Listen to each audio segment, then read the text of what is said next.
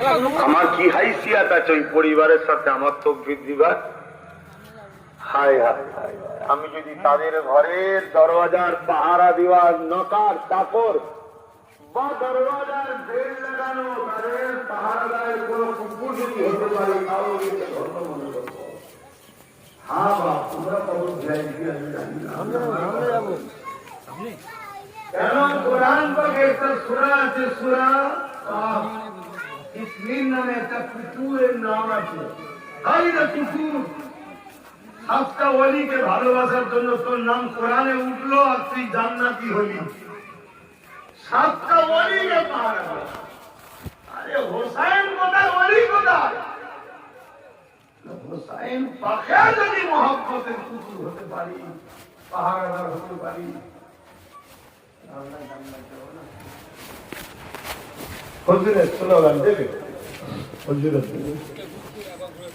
তো ভাইরা আমার কি কথা বলছিলাম, আল্লাহ নবী আমাদের নাজাতের জন্য, দ্বীনের হিফাজতের জন্য, আমাদের শিক্ষার জন্য যে হোসাইনি মুখে দাবি করলে হয় না। আমার দ্বীনের যখন ব্যাপার আসবে, আমি যদি আমার দ্বীনের জন্য, আমার উম্মতের নাজাতের জন্য, আমার পিয়ারা, আমার চোখের তারা, আমার হোসাইনকে যদি আমি কুরবানি করাই, তোরা আমার উম্মত দাবিদার, তোরা আমার দ্বীনের জন্য কি করলি? প্রশ্ন তো নাকি? এটা ভাবতে হবে। আসেন, আজ আমাদের ছেলেগুলো ওই যে সব বসে আছি, ছেলে বিভিন্ন রাজ্যে কাজ করে। আজ বাইরে রাজ্যে কাজ করার কোনো নিরাপত্তা নাই, আর দেশ খুব ধ্বংসের দিকে যাচ্ছে। সব কথা মাইকে বলতে পারছি না।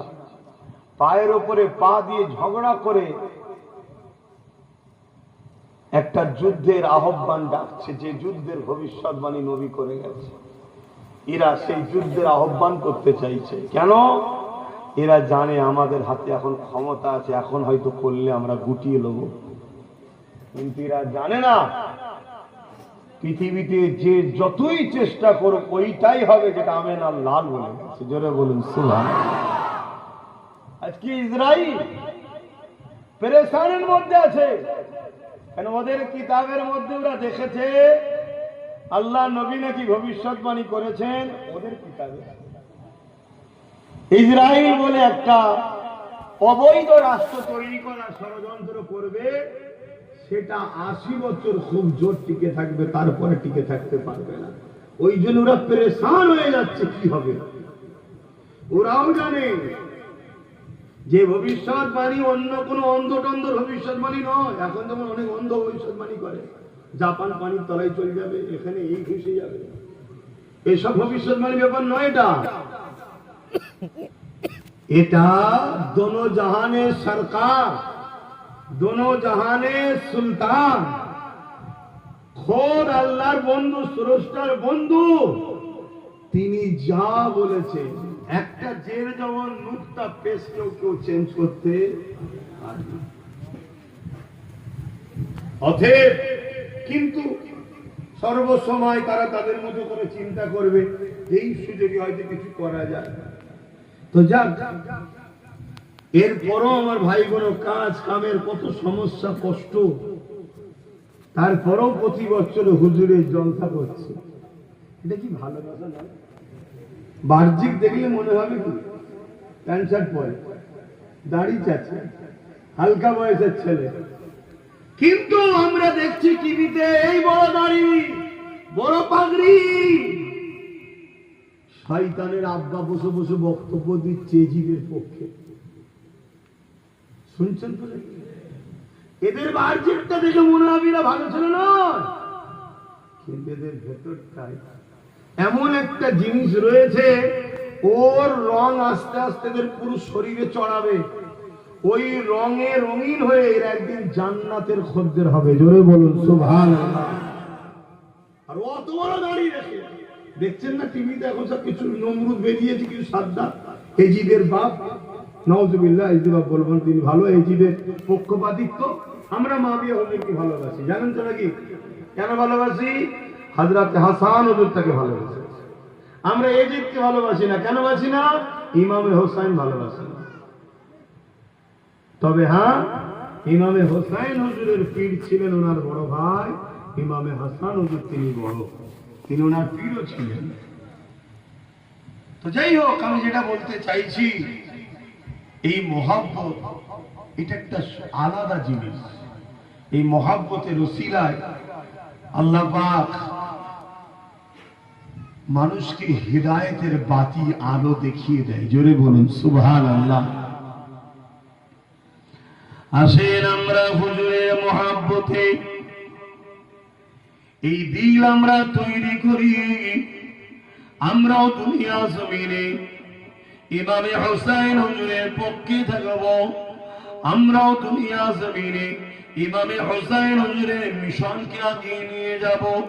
ইমামে হোসেন হুজুর এতিমদেরকে বড় ভালোবাসতেন, আমরাও এতিমদেরকে ভালোবাসবো। ইমামে হোসেন হুজুর গরিবদেরকে বড় ভালোবাসতেন, আমরাও গরিবদের বড় ভালোবাসবো। ইমামে হোসেন হুজুর সিজদাকে বড় পছন্দ করতেন, আমরাও আল্লাহকে সিজদা দেব।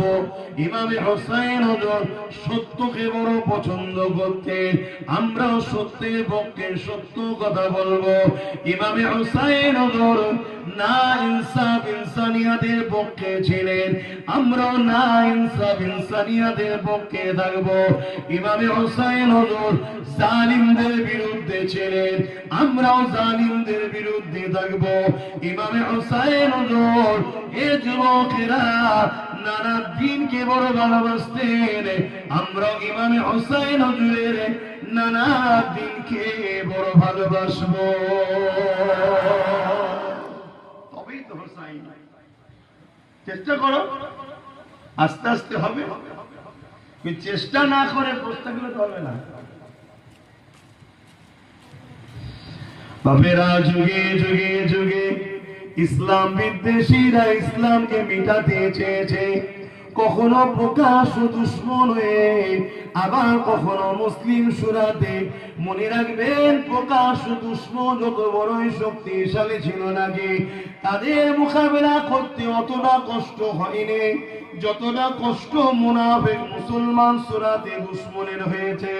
যেমন আমার দেশে আকবরের মোকাবেলা করা বড় কঠিন হয়েছিল, ঠিক তেমনই এর থেকেও বড় কঠিন ছিল আল্লাহ নবীর একজন সাহাবী ছেলে হযরত মুআবিয়া হুজুরের সন্তান। ইজিদ সে মুসলমান দাবিদার ছিল, সে কালেমা পড়তো, সে নামাজও রাখতো। এই যুবকেরা কিন্তু অপরদিকে সে ছিল একজন চরিত্রহীন, সে ছিল সারাবি, সে ছিল জালিম, সে ছিল লুটেরা, সে ছিল গুন্ডা, সে জুয়া খেলতো, সে তার দরবারেতে নারীদের নিয়ে গান বাদ্যযন্ত্র নিয়ে নাচানাচি করত। কোন মুসলমান যদি আজকে দিনে এরকম খসলত হয়, জানতে হবে আজকে দিনে সে হলো ইজিদ। শুনছেন তো নাকি? আর আমার ইমাম পাক ছিলেন খোদা প্রেমিক, নবী প্রেমিক, গরিব দরদি, অসহায়দের সাহায্যকারী। কেন হবে না? এই শিক্ষা তো বাবা থেকে পাওয়া যায়। আহারে খাতুনে জান্নাত একদিন নিয়ত করেছিলেন, আমার বাচ্চা দুটো অসুস্থ হয়েছে। ইমামে হাসান হোসেন অসুস্থ ছিলেন, এই বাচ্চা দুটো সুস্থ হয়ে গেলে আল্লাহ পাক আপনার জন্য দুটো মান্যতের দুজা তিনটে রাখবো। এই নিয়তটা করে নিলেন।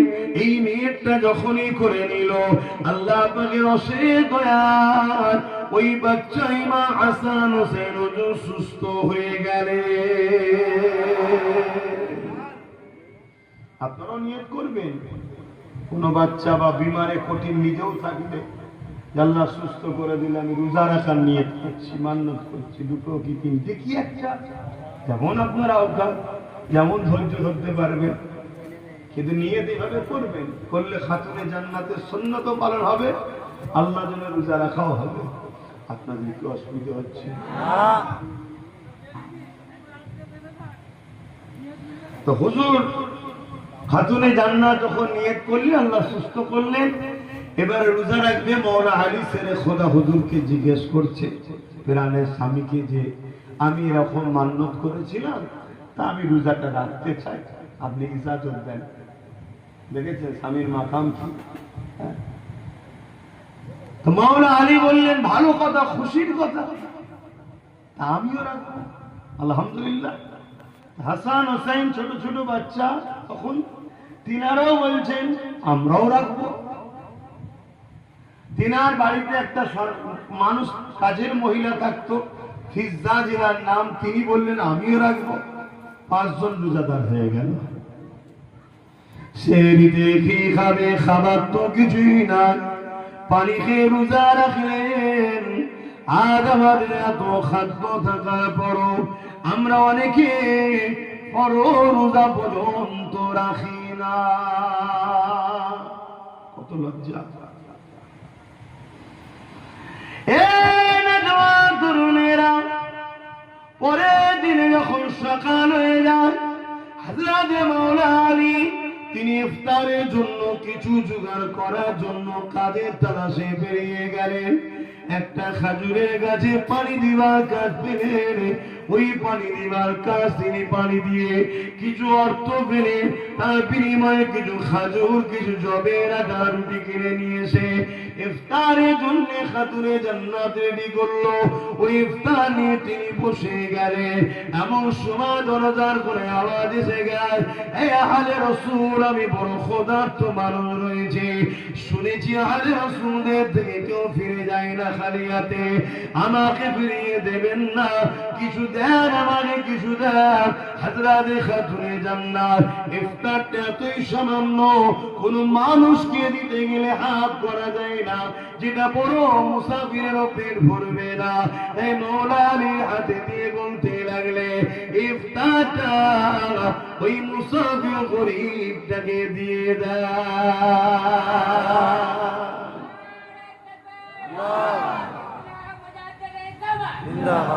পানি ইফতার করলেন। একদিন হয়ে গেল, সেহেরির সময়, ঘরে কিছু নাই। তারা গরিব ছিল না, ভাবছে নাকি গরিব ছিল? গরিব নয়, কুল কায়নাতকে খাওয়াচ্ছে তারা। হ্যাঁ শোনো, তারা গরিব নয়, গরিবী জিন্দগিটা আল্লাহ থেকে পছন্দ করে নিয়েছে। কেন? গরিবরা ধনীর থেকে 500 বছর আগে জান্নাতে যাবে। জোরে বলুন সুবহানাল্লাহ। বলা যতটা সহজ গরিবী হওয়া, কিন্তু বাস্তব জীবনে গরিবদের কষ্ট প্রচুর। তরুণেরা, পরের দিন আবার সেহরিতে পানি খেলেন। মাওলা আলী আবার কাজের তালাশে বেরিয়ে গেলেন। আবার কিছু রোজগার হলো, তার বিনিময়ে কিছু জবের আটা, রুটি আর খাজুর কিনে নিয়ে এলেন। এইগুলো নিয়ে এসে ইফতারের জন্য তৈরি করতে লাগলে। আবার প্রথম দিনের না ইফতারের টাইমে দরজার গোড়ায় আর একজন এসে হাজির হয়ে যায়। হয়ে গিয়ে বলতে লেগেছে, আহলে রাসূল রে, বড় খোদা তুমি যে কিছু খেতে দাও। প্রথম দিনে খাতুনে জান্নাত স্বামীর হাতে খাবারটা দিল। এই শিক্ষা তো বাচ্চারা পাবে। বাচ্চাদের মেন শিক্ষিকা হলো তার মা। মা যদি প্রথম গোড়াটা ঠিক করতে পারে, ওই বাচ্চা সব জায়গায় গিয়ে কামিয়াবি হয়ে যাবে। তাই বাচ্চা ভালো হওয়ার পিছনে সব থেকে বড় অবদান হলো মায়ের, আর বাচ্চা খারাপ হওয়ার পিছনে সব থেকে বড় অবদান হলো মায়ের। এই মাই বড় নির্ভর করে আপনার বাচ্চাটাকে ভবিষ্যৎ কেমন হবে। এই যুবকেরা, তরুণেরা, এই যে প্রথম দিনে খাতুনে জান্নাত দিল, এই দৃশ্যটা দেখে পরের দিনে হযরত ইমামে হোসেন, হযরত হাসান হুজুর উঠে বললেন, ছোট বাচ্চা শিশু তখন ছেলে, ছোট বাচ্চা তখন ছেলে, ইফতারটাকে নিয়ে ওই দরজার গোড়ার গরিবটাকে দিয়ে দিলে। আবার পানি দিয়ে দ্বিতীয় দিনও রোজা খুললে এবং তৃতীয় দিন যখন সেহরির সময় হয়েছে আবার পানি দিয়ে সেহরি করেছে। একটা ব্যক্তি যদি 2 দিন রোজা একভাবে পানি ইফতার ও সেহরিতে, বাকি 24 ঘন্টা আরো বেশি সময় কিছু খায় না, সেহরিতে আবার পানি খেয়ে তৃতীয় দিনে যখন মাওলা আলী কাজে গিয়েছে, শরীর বড় দুর্বল হয়ে গেছে, এরপরও সামান্য কিছু আত্ম দিয়ে জবের আটা, রুটি আর খেজুর কিনে নিয়ে এসে হাজির হয়েছে। তৃতীয় দিনও দরজার করায় আবার একজন এসে বলে, আলে রাসূল খোদার তো খেতে দাও। এই দিনে ইমাম হোসেন উঠে দাঁড়িয়ে ওই ইফতারের খাবারটাকে দিয়ে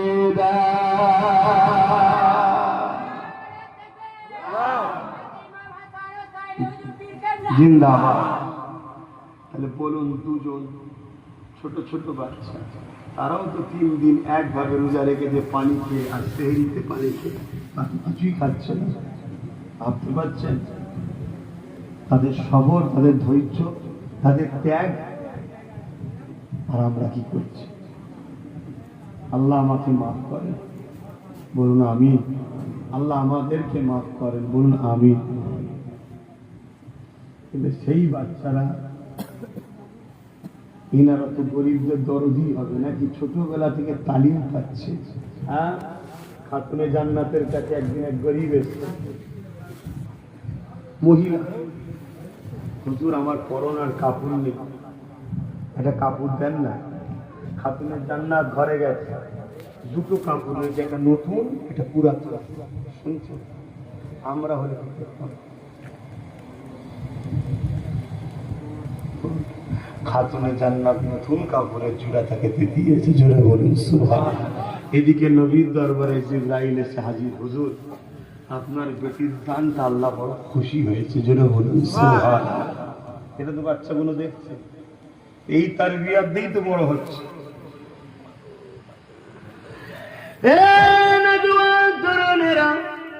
মনে রাখবেন, এমন করে ইমামে মাবিয়া হুজুর যখন খলিফা ছিলেন, 20টা বছর ধরে ইমামে হাসান হুজুর মাবিয়া হুজুরকে সাপোর্ট করেছে।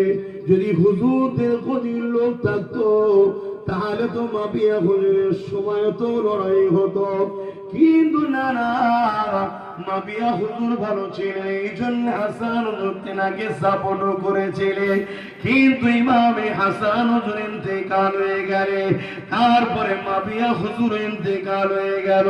হয়ে যাওয়ার পরে ইমামে হোসেন হুজুর তিনি যখন খবর পেলে এজিদ জোর করে সিস্টেমকে অমান্য করে দিয়ে ক্ষমতার আসনের খদিতে বসে গেছে, ইমামে হোসেন পাককে সাহাবারা করলে, ও বাবা ইমামে হোসেন কি করা যাবে? এজিদ তো জোর করে বায়াত নিয়ে যাচ্ছে, এক পদে জোর করে ভোট নিয়ে যাচ্ছে। যে ভাষা আপনারা বুঝছেন, তখন সিস্টেম ছিল বায়াত, এখন ভোট। শুনছেন তো নাকি? কি করা যাবে?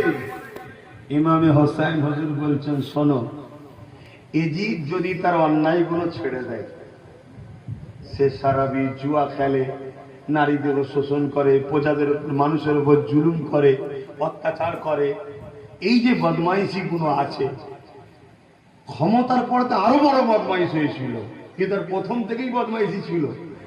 এগুলো যদি ছেড়ে দিয়ে সে এলান করে যে আমি তওবা করছি, এসব ভুল পাপ খারাপ কাজ আর করবো না, এবং সমাজে যদি শোনা যায় যে হ্যাঁ ও বন্ধ করে দিয়েছে, আমি হোসাইনের বায়াত হতে কোনো অসুবিধা নাই।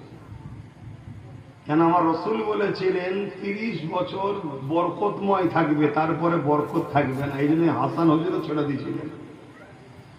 আর নয় মাবিয়া হুজুরের সময় সবাই হাসান হুজুরকেই চেয়েছিল, কিন্তু ইমামে হাসান হুজুর দেখলেন নবী নানাজান বলেছে 30 বছর বরকত থাকবে।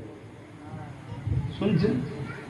ওনারা সেই ঘরের ছেলে, কোন জিনিস হাত ধরবে আর বরকত হবে না, এটা হতে পারে?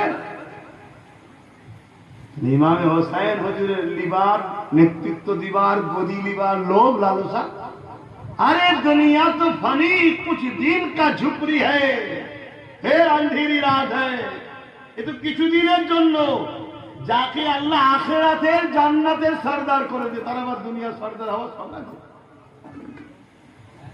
কিন্তু ওর হাতে আমার হাত দেওয়া যাবে না, অর্থাৎ ওকে সাপোর্ট, ওকে ভোট দেওয়া, যে ভাষা আপনারা বুঝবেন, যাবে না। কেন? ও বদমাইশ, ও জালিম, ও শারাবি, ও চরিত্রহীন, ও নারীদের উপর অত্যাচার করে। এই যে খসলত গুলো আছে এগুলো আমার নানা দিনের বিরুদ্ধে, অতএব ওকে মানা যাবে না। আমরা কি করছি বলেন? আমরা কি করছি? আমরা ভাবছি নামাজ পড়ি তো। হোসাইন নজরুল নামাজ পড়ে না? হ্যাঁ, হোসাইন নজরুল যখন নামাজ পড়তো, নামাজও নিজেকে খুশি করতো যে একজন কেউ নামাজ পড়ছে। আর আমরা যখন নামাজ পড়ি, নামাজে কি কেন জ্বালাতে এসেছে এখানে? হ্যাঁ, কখন এখানে চুলকাচ্ছি, কোন ওখানে চুলকাচ্ছি, কোন এই বুঝতে কাচ্ছি, কোন কান কুটকুট করছে, কি যেন একটা জলঞ্জলি নামাজে গেলেই সব হয়। যে হাকিকাতটা বলছি বা, অনেকে মনে করে আমি হজ করে নিই, যারে হজ কি ইমাম হোসাইন করেন। আমরা গেলে কাবা হয়তো বেজার হয়, কেন শয়তান এসেছে বদমাইশ। হ্যাঁ, আর ইমাম পাক যখন কাবায় দাঁড়িয়েছে, কাবাও তো আনন্দ করেছে। জোরে বলুন সুবহানাল্লাহ। এসেছে সহিংসা উপযুক্ত আমার কাছে আসার জন্য, আমার ঘরকে আরো ধন্য করতে এসেছে, আমি ঘর আরো ধন্য পেতে এসেছি। তো ভাইয়ের আমার, আমাদেরকে মাথায় রাখতে হবে কথাগুলো। ইতিহাস ভুলে গেলে হবে না। ইতিহাস আল্লাহ আমাদেরকে শিক্ষা দিবার জন্য এই পর্যন্ত পৌঁছে দিয়েছে। বাবেরা, নওজোয়ান তরুণেরা, এদিকে এই যে খবর বেরিয়ে দিল মদিনা গভর্নরের কাছে, ইমামে হোসাইনকে এবং হযরত ওমর ফারুক খুদুর আওলাদকে, এইভাবে যত বড় জলিলুল কদর সাহাবী ছিলেন, সাহাবাদের আওলাদ তারাও সাহাবী ছিলেন, তাদেরকে তাড়াতাড়ি বায়াতটা নিয়ে নাও, তাড়াতাড়ি বায়াত নিয়ে নাও। কেন? এজিদের পাশে কিছু চামচা আছে তো, তারা বলছে যদি হোসাইন পাক বিগড়ে যায়, মানে বেঁকে বসে, তাহলে কিন্তু তোমার এই গদি টিকানো বড় মুশকিল হবে। তুমি কি করছো? মোবাইলে এই তো আছে, আমাকে কখন দেখবে? হ্যাঁ, ভালো লাগছে না? মোবাইলের দিকে ইচ্ছে আছে।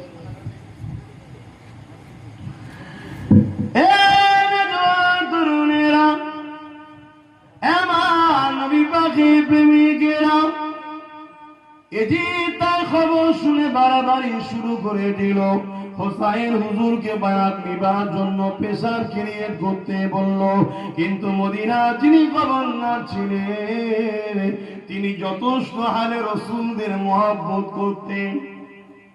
আজও সমাজের বুকে সব নেতারা সমান নয়, অনেকে এখনো আছে আহলে রসুল দাদা পীর এবং খানদানে রসুল দাদা পীর আওলাদদেরকে একটু সম্মান শ্রদ্ধা দিয়ে কথা বলে। আবার কিছু কিছু মুসলমান আছে একেবারে নীল ছাঁচড়া টাইপের, যা খুশি বলছে। আবার কিছু কিছু আছে ঠিক আছে রাজনীতি করছি, কিন্তু একটু মার্জিত ভদ্র ভাষা বা এড়িয়ে চলার চেষ্টা করে, যে দরকার নেই বাবা, বিরোধীও দরকার নেই আর পক্ষপাতিত্বরও দরকার নেই, কেটে পড়ে। এগুলো তবুও নসিবালা, এরা লাইন পেয়ে যাবে, ঠিক সময় দেখবেন হজ করে আসবে নামাজি মুসল্লি হয়ে আল্লাহ কারে ফিরে চলে যাবে। কিন্তু যেগুলো গোস্তাখি করছে, নবী বলেছে আমার খানদানের যারা সমালোচনা করবে এরা হলো মুনাফিক। শুনছেন তো নাকি? মিডিয়া টিডিয়া দেখেন তো, টিভি, হ্যাঁ, বেশ কয়েকটা শয়তান আছে, নাম করা শয়তান। হ্যাঁ, দেখেছেন তো? হ্যাঁ, ওই শয়তান গুলো কখনো মসজিদের জন্য বলবে না, মাদ্রাসার জন্য বলবে না, আর হক কথা যারা বলবে তাদেরকে কামড়াবে। আছে রে বাবা, দেখবেন মাঝে মাঝে তারা আসে টিভির সামনে, একটু থাকার চেষ্টাও তারা করে। হ্যাঁ, একটা মলি সাহেব দেখলেন না, নিজে থেকে লোক ফিট করিয়ে নিজের গাড়ি ভাড়ি ভেঙে দিয়ে টিভির সামনে চলে এলো।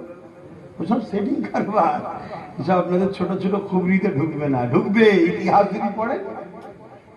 ইতিহাস যদি পড়া থাকে সব ঢুকে যাবে, কারণ ইতিহাসে সব পাল্লু ঘটে গেছে, সব ঘটনা ঘটে আছে, সব কিছু ইতিহাস আছে। কিরকম ভাবে মুনাফিকি করতে হয়, কিভাবে চালাকি করতে, সব ইতিহাসে আছে।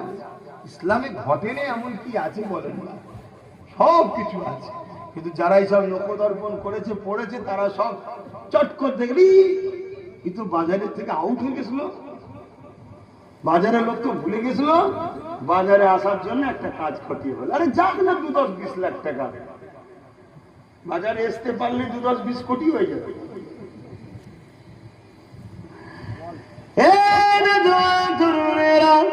হযরত ইমাম হুসাইন পাক এই জন্য তিনি মদিনা থেকে মক্কা থেকে রওনা দিলেন, কেননা মদিনা জমিনে তিনি আর থাকলেন না, মক্কা থেকে রওনাটা দিয়ে দিলেন।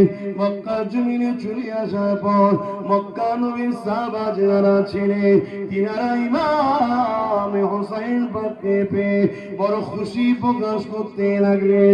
ইমাম হুসাইন পাককে তারা অ্যাকসেপ্ট করে নিয়ে হুজুরকে সমস্ত দিক দিয়ে নিরাপত্তা দিয়ে বললেন, হুজুর আমাদের জীবন চলে যাবে তথাপি আপনার কোনো ক্ষতি হতে আমরা দেব না। এ নওজোয়ান তরুণেরা এদিকে দিনকে দিন পাগলা কুকুরের মতো হয়ে যাচ্ছে, এখনো কেন হুসাইনের বায়াত নেওয়া হলো না? কেন মূলটাকে যদি ধরে নেওয়া যায় সবটা অটোমেটিক এসে যাবে। তুই বেশি কথা বলবি না, তোর হুজুর তো আমার দলে চলে এসেছে।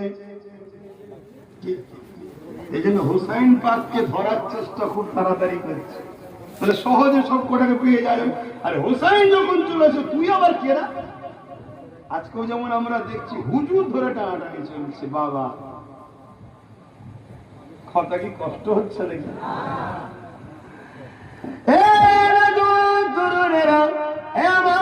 নবী পাকের প্রেমিকেরা ইমাম হুসাইন পাককে এই জন্য যেমন করে হোক বায়াতটা করাতে হবে, কিন্তু মক্কা জমিনের সাহাবারা মক্কা মানুষেরা ইমামে পাকের পাশে দাঁড়িয়ে গেলে এই জন্য সহজ ব্যাপার হয়ে উঠছে না।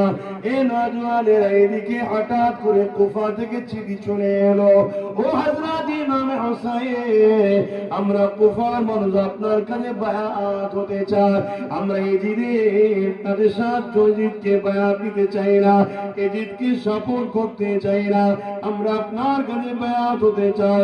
ও হযরত ইমাম হুসাইন আপনি কুফা জমিনে চলে আসে। ইমাম হুসাইন এই কথা শুনে মক্কার সাহাবাদের সঙ্গে আলোচনা করতে লাগলো, ভাইরা আমি কুফাতে যাব, কুফার মানুষরা এজিদকে মানতে রাজি নয়, তারা আমার সাথে বায়াত হতে চায়। এ নওজোয়ানেরা অনেক বড় কথা, সবই আপনারা জানেন। সাহাবা হুজুররা বললেন না যাওয়া হবে না ভাই, কেননা কুফার মানুষকে বিশ্বাস করা যায় না, তারা আপনার আব্বাজান হযরতে মাওলা আলীর সঙ্গে ধোঁকা দিয়েছে, মাওলা আলীর সঙ্গে গদ্দারি করেছে। ইমামে মাওলা আলী তো কুফাকে ন্যাশনাল ফিগার দিয়েছিল, কুফার মধ্যে রাজধানীকে টেনে নিয়ে গিয়েছিল, কুফার মানুষের উন্নতি করেছিল, কিন্তু এই কুফার মানুষের মধ্যে থেকে হযরতে মাওলা আলীকে ফজরের নামাজের সময় নামাজ অবস্থাতে কুফার জামে মসজিদে শহীদ করে দিয়েছে। তারা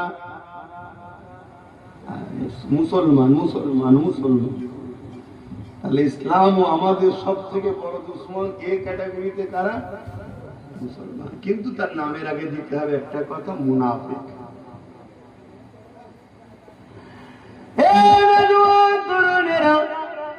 সাহাবাদের কথা শুনে হযরত ইমাম হুসাইন পাক রুখে গেলেন, আবার চিঠি আসতে লেগেছে, চিঠির পর চিঠি, চিঠির পর চিঠি, সর্বশেষে একটা চিঠি আসলো, যে চিঠিতে লেখা আছে, ও হযরত ইমাম হুসাইন পাক যদি আপনি না আসেন কিয়ামতের দিনে রাসূলুল্লাহ আপনার নানাজানের কাছে অভিযোগ দেব, আমরা অন্যায়ের হাতে হাত দিতে চাই না, আমরা হোসাইনের হাত ধরতে চেয়েছিলাম, কিন্তু হোসাইন আমাদের কাছে আসেনি এবং সেই চিঠি দেওয়ালে সাক্ষ্য করা রয়েছে। এই অবস্থাটা দেখে ইমামে পাক বলতে লাগলেন, এ আমার নবীর অনুচরেরা, সাহাবারা, আমাকে আর রুকা যাবে না, আমাকে যেতেই হবে, কেননা তারা এত বড় শর্ত লাগিয়ে দিয়েছে, দেখো অনেকে সইও করেছে। এই কথাটা শুনে সাহাবা ভাইরা বললে, আপনি যখন যাবার এত আগ্রহ করছে, তাহলে আপনার পক্ষ থেকে কাউকে আগে কুফায় পাঠিয়ে মহলটা দেখেন। আপনারা সবাই জানেন ইমাম মুসলিম হুজুরকে পাঠানো হয়েছিল, তিনার দুটো সাহেবজাদাকে লিজা হয়েছিল, যাওয়ার সাথে সাথে 40,000-এর উপরে লোক ইমাম মুসলিম হুজুরের হাতে হাত দিয়ে বায়াত করেন হোসেন হুজুরের পক্ষে। তার মানে এই অবস্থাটা ভালো লক্ষণ না খারাপ লক্ষণ? ভালো। ইমাম মুসলিম হুজুর চিঠি লিখে দিলেন, ভাই হোসেন হুজুর আপনি চলে আসেন, মানুষ আপনার ইন্তজারে আছে। চিঠিও বেরিয়ে পড়লো। সঙ্গে সঙ্গে কুফার যে গভর্নর তখন ছিল, এমন করে নওমান বিন বাসির, সে বড় আহলে রাসূলের উপর একটু দরদি লোক ছিল, মানে এই বললাম আবার একটা ভালো লোক বেরিয়েছে। মদিনা তো যেমন ছিল ওখানে হয়তো এজিদের শাসন করতে আছে, এজিদের গভর্নর হয়ে আছে, কিন্তু আহলে রাসূলের সাথে বিয়াদবি করে যায়নি।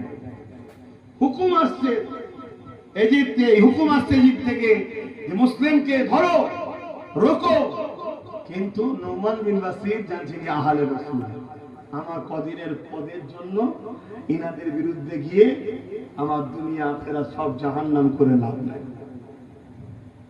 এই সময় ওনাকে চেঞ্জ করে দেওয়া হলো, অনেক বড় কথা ভাই, চেঞ্জ করে দিয়ে মারওয়ান নামক একটা জাহান্নামের কুত্তাকে বসানো হলো। যেমন আজও আমরা দেখছি, এত জায়গায় এত কিছু হচ্ছে, কোন জায়গা নিয়ে টেনশন নেই, শুধু ঘুরিয়ে ফিরিয়ে সেই ভাঙন নিয়ে পেরেছেন। ওখানে একটার পর একটা চেঞ্জ হচ্ছে না, একটার পর একটা ডেঞ্জারাস কে বসানো হচ্ছে। কেন? খানদানের রাসূলকে রুখতে হবে। কি গো, আমরা খানদানের রাসূল মানেন তো নাকি?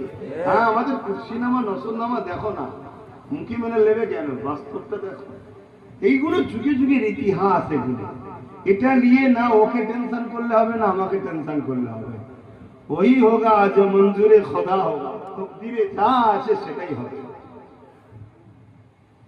তো ইমাম হোসেন হুজুরকে চিঠি লিখে দিলেন, হুজুর পরিবার, বাচ্চা, সন্তান, বোনকে নিয়ে, ভাগনাদের নিয়ে, ভাইপোদের নিয়ে পুরো একটা কাফেলা 82 জন মানুষ রওনা দিলেন। কোথায় যাচ্ছে? যুদ্ধ করতে। কুফার মানুষের দাওয়াতে, কুফার মানুষের দাওয়াতে। এই দাওয়াতে যখন যাচ্ছে, আর রাস্তাতে কারবালা নামক স্থানে এজিদ বাহিনী 1000 সৈন্য টিম নেতৃত্ব দিচ্ছে হুর বিন এজিদ, তার নেতৃত্বে 1000 জনের একটা টিম পাঠানো হয়েছে।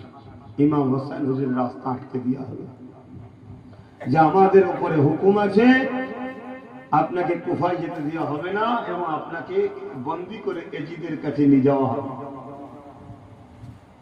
কিন্তু হুর বিন এজিদ ছিলেন ওই শাসকের কমান্ডার হওয়ার পরও আহলে রাসূলদের ব্যাপারে একটু নরম, তাই সবার সামনে রুখলেও যখন রাত হয়ে যায় তাবু ভয়ে কাটছে, অমনি হুজুরের কাছে এসে বলছে, হুজুর আপনি মদিনা চলে যান, অন্যদিকে চলে যান, আপনি চলে যান, আমি ওদেরকে সাইড করছি, সৈন্যদেরকে, আপনি চলে যান, কিন্তু কুফায় আপনি যাবেন না, তাহলে আমার উপরে চাপ এসে।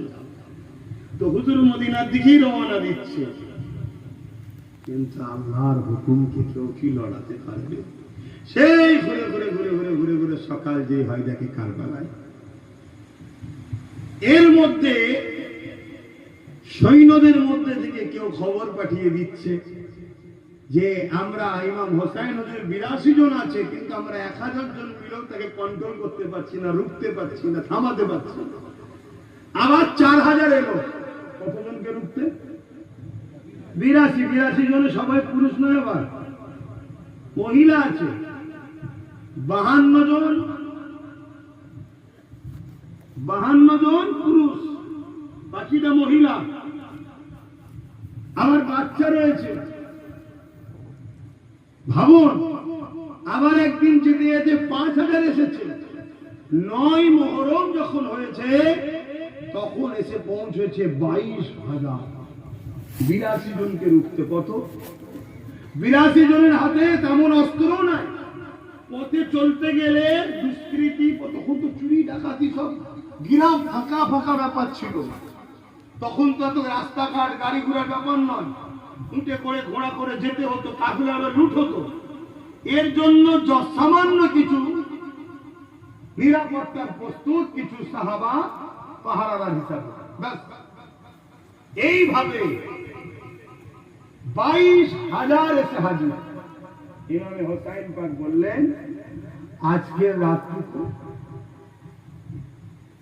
তোমরা তোমাদের মতো থাকো, আমাকে আমার মতো থাকতে দাও, কোনো হামলা না। এই কথা যখন যে বলল, এজিদ বাহিনীতে সীমার ছিল, সীমার। ও তখন আনন্দ করতে লেগেছে। সবাই জিজ্ঞেস করছে, সর্দার আপনি আনন্দ করছেন কেন? বলছে, যা হোসাইন মনে হয় বায়াত হয়ে যাবে। তখন বলছে, যদি বায়াত না হয় তো অসুবিধা কাছে যুদ্ধ করবো আমরা, 22,000 রয়েছি। তখন সীমার বলছে, কার বিরুদ্ধে যুদ্ধ করবি? শেরে খোদা আলীর বেটার নাম হোসাইন। জোরে বলুন সুবহানাল্লাহ।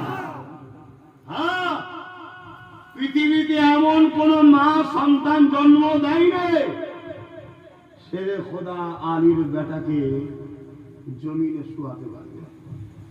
ইতিহাস আগে বলছি, শহীদটা কিভাবে করেছে বলছি। ধৈর্য আছে তো নাকি?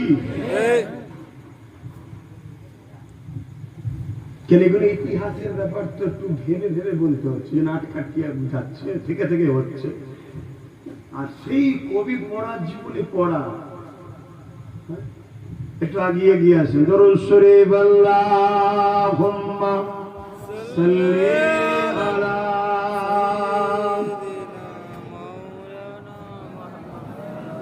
তাড়াতাড়ি আসেন।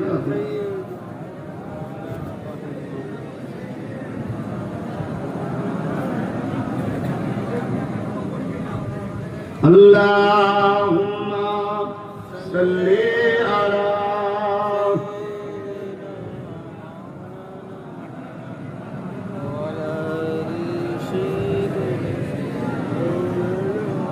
ভাইরা আমার, সময় তো হু করে চলে যাচ্ছে। ইমামে হোসাইন পাক তাবু হলো, তাবু করলেন। এজিদ বাহিনীও তাবু করলেন। এজিদ বাহিনীতে 22,000 বড় বড় উট জমে হচ্ছে। এজিদ বাহিনীতে মদের ফোয়ারা চলছে, শুনছেন? 13,000 আলেম হাফেজ মুফতি আছে এজিদ বাহিনীতে। কত? খুব সাবধান, ভালো করে শুনুন। 60,000 আলেম ছিল।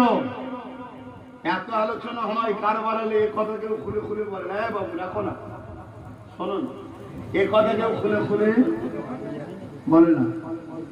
7,000 আলেম ছিল, 3,000 মুফতি ছিল, 3,000 হাফেজে কোরআন ছিল। আর ইমাম হোসেন পাশের দিকেও হাফেজ আলেম মুফতি আছে তো, কে বলেছে না? কিন্তু ওই দিকে ছিল 13,000। আজও যদি হাফেজ আলেম মুফতি মৌলানা ইমাম সব যদি এক জায়গায় চলেও যায়, এর মানে যে সেটা হক হবে এমনটা নয়। হক হওয়ার জন্য শর্ত হলো সে আল্লাহ রসুলের দিকে আছে কিনা। ব্যাস, কথা মাথায় ঢুকছে তো নাকি? হ্যাঁ, কেন যত হাফেজ আলেম মলি সাহেব পীর সাহেব ঢুকবে, মনে রাখবে কোন একজনকে সহযোগিতা করা হচ্ছে আনার জন্য। এইদিকে যত হুজুর মলি সাহেব টুপিওয়ালা ভিড় হবে, ওই দিকে তত বাড়ি বাড়ি বাড়ি বাড়ি গিয়ে পূর্ব মেদিনীপুরেরটা বুঝাবে। দেখেছো, হুজুর হয়ে গেছে সব। এখন এটা একটা পরিকল্পনা চলছে আমার বাংলাকে শেষ করা। তোমার আমার ছোট ছোট মুসলমানদের এখানে মাথা চলবে না। তুমি আমি যতই লাফালাফি করি, তোমার আমার কাজ ওই টেবিল পরিষ্কার করো, ঘন্টা দাও, ঝাঁট দাও, অনেক রকম ব্যাপার চলছে। আল্লাহ আমাদেরকে হেফাজত করুন, বলুন আমিন। তো এইদিকে ইমামে হোসাইন পাক হুজুরের তাবুতেও নামাজ হচ্ছে, কোরআন তেলাওয়াত হচ্ছে, জোরে বলুন সুবহানাল্লাহ। ইমামে হোসাইন পাক সবাইকে বুঝালেন, তাদেরকে ঘুমাতে দিলেন, সবাই রেস্টে গেলেন। ইমাম পাক কোরআন পড়ছে, আল্লাহর সঙ্গে কথা বলেছে। কোরআন মানে আল্লাহর সঙ্গে কথা বলেছে। ভাবুন, 22,000 সৈন্য ঘিরে রেখেছে, তখন আল্লাহর সঙ্গে কথা বলা বলেন। আর আমরা সুখের দিনেও কোরআন পড়তে ভুলে যাই। ওরকম মর্মান্তিক সময়, ঘুম হবে? আমাকে যখন বাড়িতে ঘিরেছিল, আমার পাশে তৈনুর বলে একটা ছেলে আছে না, ওদিকে নাক ডেকে ঘুম হচ্ছে। আমি যে কম বক্তা, তোর নাক ডাকে ধরে ফেলবে, জানি ঘরে আছে। ওর কোনো খেয়ালই নেই, ডান থেকে আর এইদিকে সব তুম ধাম ভাঙা চুলা চিল্লা চিল্লি চলছে, জানেন তো নাকি? তার মানে কি, ও তখন আরো ছোট ছিল, আজকে কথা তো নয়। ওর মাইন্ডেই তো ওটা নেই, অত ডিপ চিন্তা করে না। আমার ইমাম পাক তিনি কোরআন তেলাওয়াত করছেন, তাহাজ্জুদ পড়ে নিয়ে হুজুর ঘুমিয়েছেন। আল্লাহ নবীর সঙ্গে দিদার হতে লেগেছে। আল্লাহ নবী আওয়াজ দিয়ে বলতে লেগেছে, নানাবার ওয়াদাটা পূরণ করো। কি ওয়াদা? আল্লাহ জানে, রাসূল জানে, ইমাম হুসাইন পাকও জানে।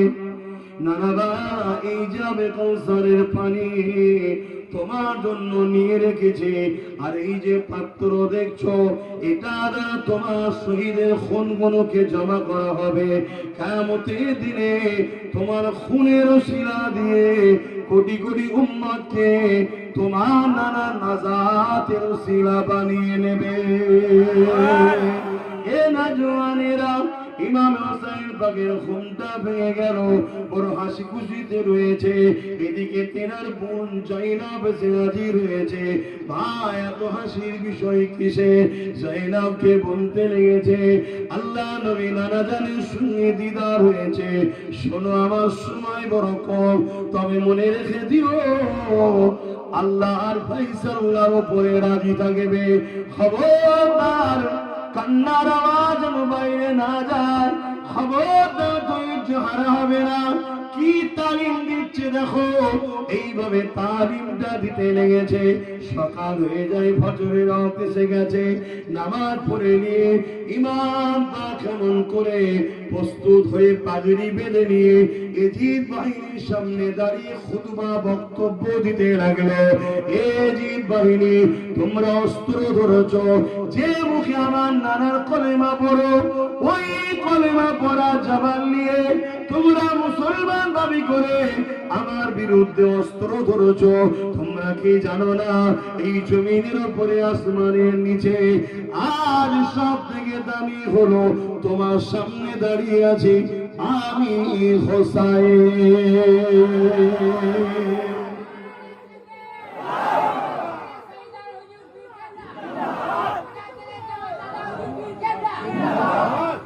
এইভাবে বুঝাচ্ছে, যদি পরিবর্তন হবে, এটা চেষ্টা করা, এটা হুকুম। চেষ্টা করাটা কি?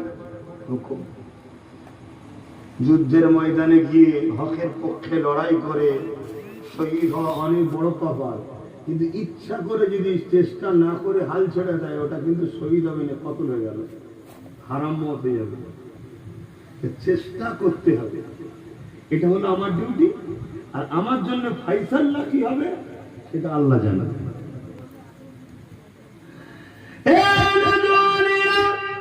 ইমামে পাক বিভিন্ন ভাবে বুঝায়, তোমরা কি জানো না আল্লাহ নবীর কাঁধে চেপে আমি বেরিয়েছি? তোমরা কি জানো না রাসূলুল্লাহর পিঠে চেপে আমি ঘুরেছি? তোমরা কি জানো না, আল্লাহ নবী নবী দয়াল নবী আমাদেরকে ভাত দিয়ে খেত না। তোমরা কি জানো না, দাইয়া কালবি সূরা ধরে জিবরাইল এসেছিল, এমন করে তার কোলে গিয়ে বসেছিল। সে বুঝতে পারেনি, পরে যখন বিষয়টা জানলো, জান্নাতে খানা আমার জন্য এনে দিয়েছিল। তোমরা কি জানো না, আমাদের জন্য জান্নাত থেকে লেবাস আসতো। তোমরা কি জানো না, আর হাসান হুসাইন নামটা আমাদের নামের আগে কারো পৃথিবীতে নাম ছিল না। এই নামটা জান্নাতের রেশমের কাপড়ে ঢাকা রেখেছিল আল্লাহ। আমাদের দুই ভাইয়ের জন্য আল্লাহ পাঠিয়েছে।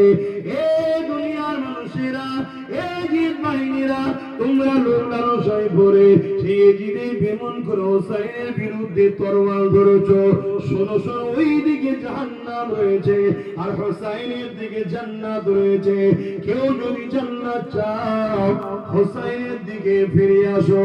আর বক্তব্য দিতে দিতে আরো একটা কথা বলেছে রে, তোমরা সরে করে নাও আমার সাথে, আমাকে মদিনায় যেতে দাও। তোমরা তোমাদের মতো ফিরে যাও, যুদ্ধ আমি চাই না। এ যুবকেরা, তরুণেরা, এই কথাটা শোনার সাথে সাথে ওই যে প্রথম দিন যে কামান্ডার এসে রুকেছিল হুর বিন এজিদ, সে জিদ তখন সঙ্গে সঙ্গে এজিদ বাহিনী দিওকে বুঝাতে লাগলো, ইমামে হোসাইন তো ঠিকই বলতে লেগেছে, তিনার সঙ্গে লড়াই করে কি হবে, তিনাকে কুফায় যেতে তো বলে এই তো আমাদের হুকুম। তিনি যখন মদিনায় যেতে চাইছে, জেল দাও। আর একটা ইমাম হোসাইন বলেছিলেন, না আমাকে নিয়ে চলো এজিদের কাছে, আমি তার সঙ্গে কথা বলবো। তোমরা আমার সঙ্গে যুদ্ধ করো না, আমি যুদ্ধ চাইছি না, কারণ ইসলাম যুদ্ধের পক্ষে নয়। কিন্তু কেউ যদি যুদ্ধের জন্য পুরো ঝাঁপিয়ে পড়ে, তখন জান বাঁচাবার জন্য কিন্তু তোমাকে ডিফেন্স করতে হবে, না হয় পাপ হবে। জানকে বাঁচাবার জন্য চেষ্টা করতে হয়, জানটা বড় নিয়ামতের জিনিস, একবারই এসেছে, আর আসবে না। আমরা তো ওই বিশ্বাসী নয় যে মরার পরে আবার জীবিত হবে, দুনিয়ায় আসবে।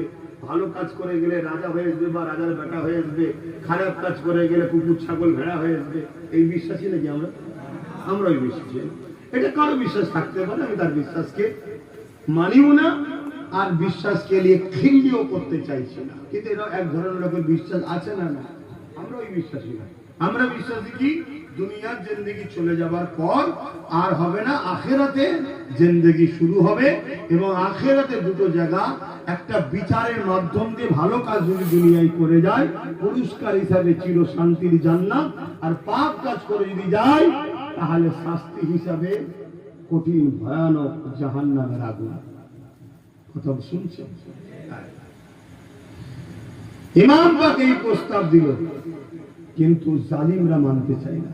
কেন? ওই সামনে মাত্র 82, যেমন আজকে আমাদের কেন্দ্র সরকার বারবার বুঝানো হচ্ছে, সবাই বুঝাচ্ছে আইনকে শক্ত করো, দেশের মধ্যে সম্প্রীতি নষ্ট হয়ে যাচ্ছে, বিভিন্ন জায়গায় মব লিঞ্চিং হচ্ছে, গোরক্ষার নামে, লাভজিয়াদের নামে বিভিন্ন মুসলমানদের মারা হচ্ছে। আর শুনে রেখে দাও, উত্তরপ্রদেশে যোগী মাদ্রাসা বন্ধ করেছে, সবাই হাততালি দিয়েছে। 5000 স্কুল বন্ধ করে দিয়ে এসসি এসটিদের শিক্ষার 12টা বেজে দিয়েছে। যে এসসি এসটিটা বড় হাততালি মেরেছিল আনার জন্য, শুনছো তো নাকি? আরে কেন্দ্র সরকার, বিজেপি সরকার, এ হলো গরিবদের নয়, বড় লোকদের সরকার। গরিবদের নয়, সে গরিব হিন্দু হলে তারও উপকারে লাগবে না। চলে আসুন না, আজকের পেপারে দেখেন না, আজকের পেপারে দেখেন না 100 কত বিঘে জায়গাকে তছনছ করে দিয়েছে, হিন্দুদের জায়গা, বিজেপি সরকার। দেখেন না এই পেপারে, দেখেছেন আপনারা? এগুলো দেখবেন, মোবাইল, বড় বড় মোবাইল ধরেন, কি করেন আপনারা? একটু দেশের দশের খবর রাখেন, না হয় সমাজ ধ্বংসের দিকে যাচ্ছে। এখন খুঁজতে গেলে অনেক সময় লাগবে। কথা বুঝে আসছে?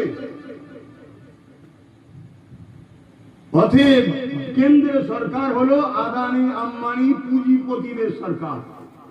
এরা নিজেদের ফায়দার জন্য এসসি এসটি হিন্দু গরিব ভাইতে পারে, ভাই ভাই ভাই ভাই, এখন অনেক কিছু বলবে, দুলা ভাই বলতে হয়, দুলা ভাইও বলবে। কাজ মিটে যাওয়ার পরে আসামে কি হচ্ছে দেখো না, 14 লক্ষ হিন্দু ভাই ক্যাম্পে পড়ে আছে, মারা যাচ্ছে তারা। দেখো কথা কি খারাপ লিখছেন নাকি? দেশকে ভালোবাসা এটাও ইসলাম। আর ইমামে হোসাইন হুজুরের সঙ্গে লড়াই তো জালিম শাসকেরই হয়েছিল। আমাদের কেন্দ্রে যে জালিম শাসক বসে আছে পুরো দেশটাকে শেষ করে দিচ্ছে। আজকে দেশের জিডিপি কোথায়, দেশের অর্থনৈতিক কাঠামো কোথায়? আমাদের থেকে পাশের দেশ বাংলাদেশ আমাদের জিডিপি থেকে হাই। কত লজ্জার বিষয় না? অথচ বাংলাদেশের স্বাধীনতার পিছনে আমাদেরই অবদান। আমরা চেয়েছি যে স্বাধীন হয়েছে, কিন্তু তারপরেও কি হলো, আমাদের থেকে আগে না পিছিয়ে খেয়াল করে দেখুন। আজকে যারা টাকা নিয়ে পালিয়েছে তারা সব লন্ডনে গিয়ে বড় বড় মাইকে গান গাইছে, ছবি দেখেছেন তো? হ্যাঁ, ধরছে। আর ইরাও শুধু ঘুরতে ঘুরতে শুধু লন্ডনেই ঘুরতে যায়। কি রহস্য, কি মজা আছে গিয়ে দেখলেও কি মজা আছে। তো যাই হোক, এই দেশটাকে শেষ করে দিচ্ছে। আজকে উত্তরপ্রদেশে মাদ্রাসাগুলোকে বন্ধ করে দিচ্ছে, ভেঙে দিচ্ছে। আর 5,000-এর উপরে স্কুলকে বন্ধ করে দিচ্ছে। যাতে এসসি এসটিদের অবস্থা কি? স্কুলে কারা পড়ে ভাই? সরকারি স্কুলে কারা পড়ে? গরিব হিন্দুদের ছেলে মেয়েরা, ওবিসি, এসসি, এসটি, তাই তো নাকি আদিবাসী, দলিত, সাঁওতাল, বাগদি, আরো কি কোন সব আছে, তারাই তো পড়ে। বড় লোকেরা পড়ে না তো? ওই স্কুলে যারা চাকরি করে তারাও তাদের ছেলেদের পড়ায় না, কারণ তারা জানে কিন্তু বেকার, এখানে পড়া হয়নি, সব ভালো ভালো জায়গায় পড়ায়। এই তো আমার এখানে কটা এসেছে, বাপরে বাপ, আমাদের রমজান ভাইরা সব জানে, কান ভেঙে চুলে তছনছ করে ফেলেছে। পড়াশোনা তো ওই করে তো, সেগুলোকে ধরে নিয়ে হাম দিয়েছে হুজুর সামলাও। কথা বুঝে আসছে না? এখন আস্তে আস্তে বসে এসছে, আস্তে আস্তে ঠিক হচ্ছে। হ্যাঁ, ওগুলো ঠিক করতে হবে তো, না ঠিক করলে ওগুলো আগামী দিন দেশ দশ সমাজের ক্ষতি করে ফেলবে। আর বদনাম ভাগরিবার সময় পুরো মুসলমানদের বদনাম হবে। তো যাক, একটা কথা বলতে গিয়ে আসলো, কি কথা বলতে গিয়ে জানা গেলাম, এই বক্তব্য শুনে কেউ আসছে না। হুর বিন ইয়াজিদ তিনি কিন্তু ইয়াজিদ বাহিনীর দলে এসেছিলেন, ইমাম হোসাইন পাকের কদমে চলে আসলেন। জোরে বলুন সুবহানাল্লাহ।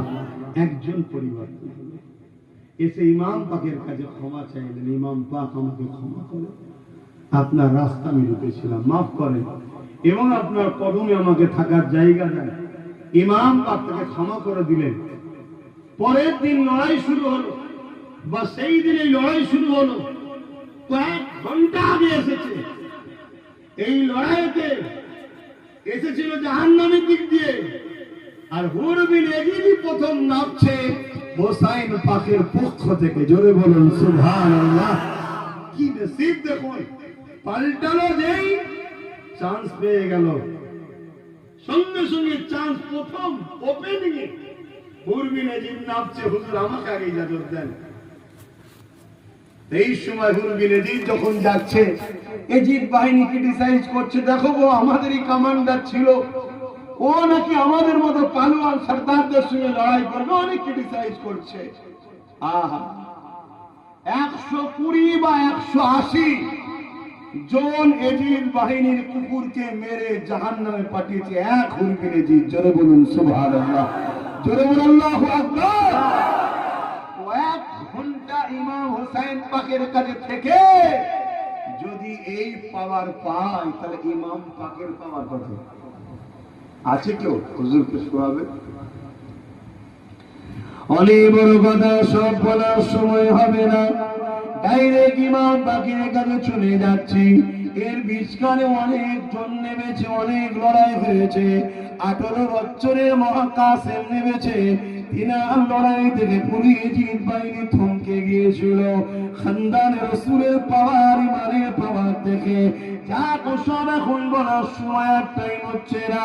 ইমামে হোসাইন পাক যখন যুদ্ধে ময়দানে নেমে গেলেন, ইমামে হোসাইন পাক আওয়াজ দিয়ে বললেন, আসো, আহলে রাসূলদের ঘরে শহীদ করলে তোমরা, যে মুখে তোমরা কালিমা পড়ে রাসূলুল্লাহ তারই খানদানকে তোমরা শহীদ করেছো। এখন আমি হোসাইনের মোকাবিলায় তোমরা চলে আসো। যারা আসে ইমাম পাকের তরবারের আঘাতে জাহান্নামের কুকুরগুলো ধর থেকে কল্লা আলাদা হতে লেগেছে। তখন সীমার বলতে লাগলো, এইভাবে এক এক এক করে হুসাইনকে কখনো হারানো সম্ভব হবে না। এক কাজ করো, চারিদিক থেকে সবাই হামলা শুরু করে দাও। তারা দল বেঁধে ইমামে পাকের উপরে হামলা করতে লাগলো। এরপর ইমামে পাকের তরবারের সামনে কেউ দাঁড়াতে পারছে না, যে আসছে দুটুকরো হয়ে যাচ্ছে। জাহান্নামের কুকুরগুলো জাহান্নামে চলে যেতে লেগেছে। সীমার মাথায় হাত দিয়ে বসে গেছে। এর মধ্যে আরো সৈন্য এসেছে, কিন্তু এরপরও সীমা দেখছে হোসাইনকে রুকার ক্ষমতা কারো নাই। এই সময় মাথায় হাত দিয়ে অনেকে আমার ভয়ে পালাতে পর্যন্ত শুরু করেছে। এত বাহিনী থাকার পরে ইমামে হোসেন পাককে কেউ থামাতে পারছে না। কিন্তু হঠাৎ করে সীমা দেখতে পায় ইমামে হোসেন পাক ঘোড়ার পিঠ থেকে নামছে। অবাক হয়ে সময় দেখতে লাগলো, কি ব্যাপার, হোসেন তরোয়াল থামিয়ে দিল কেন? কাছে কেউ আসছে না, দূরে দূরে দূরে দূরে থেকে তারা লোক কেমন করে দেখতে লেগেছে। কেন কাছে যে আসছে দুটুকরো হয়ে যাচ্ছে, তরোয়ালের সামনে দাঁড়াতে পারছে না। অবাক হয়ে গিয়ে সীমা দেখে কে দাঁড় করালো, কি জন্য দাঁড়িয়ে গেল। যুবকেরা, তরুণেরা, এমন করে দেখা যায় ইমামে হোসেন পাক আল্লাহর নামাজের জন্য, নামাজকে সম্মান জানাবার জন্য নামাজে দাঁড়িয়ে যায়।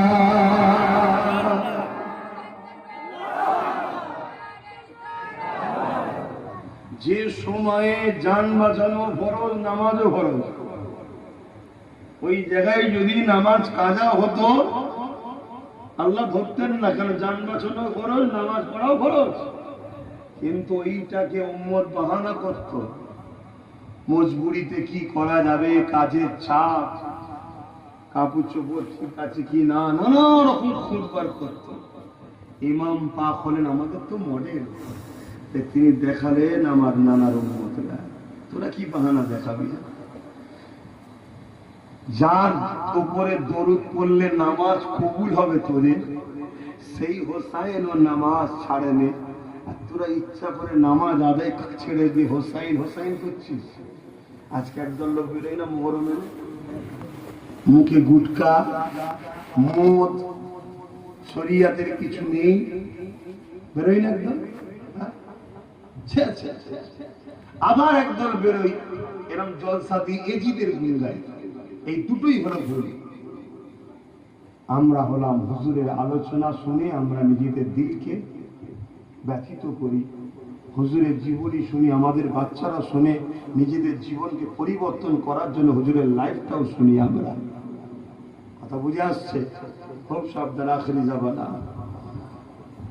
ইমাম পাক যখন সেজদায় গেছে তখন সীমার বলছে, এই দেরি করিস, সেজদা থেকে যদি মাথাটা তুলতে পারে, পৃথিবীতে কোন মায়ের এমন সন্তান জন্ম দেয়নি যে হোসাইনকে শহীদ করতে পারবে। এটা সেরে খোদা আলীর বেটা। অতএব সেজদা অবস্থাতেই হামলা করো। ওই অবস্থায় হুজুরকে তীর নিক্ষেপ করে তার উপরে চেপে বসে হুজুরকে চিৎ করে শুইয়ে দিয়ে ওই অবস্থাতে সীমার বুকের উপরে চেপেছিল। হুজুর মুচকে এসে বলেছিল, তুই আমায় মারবি, তুই মার ধরি পাবি, আমায় মারবি? তবে শোন, আমার নারাজান ডাক দিয়েছে, ও আলীর বেটা হোসাইন, বীরত্বের প্রমাণ তুমি দিয়ে দিয়েছ, ওয়াদাটা পূরণ করো, ওয়াদাটা পূরণ করো। হুজুরকে এই সেজদা অবস্থাতেই হুজুরকে এইভাবে জোর করে নিয়ে তাকে শহীদ করেছে। তিনাকে না, কে ছিল হোসাইন পাককে? জিনার আব্বা এক দুর্গের ঢাল, যেটা 40-50 জন সাহাবী মিলে দুর্গের দরজাকে মানে তোলার ক্ষমতা নাই, মওলা আলী এক হাতে সেই দুর্গের দরজাকে ঢাল হিসাবে ব্যবহার করেছে। জোরে বলুন সুবহানাল্লাহ। কথা বুঝে আসছে? ইমামে হোসাইন পাক হুজুর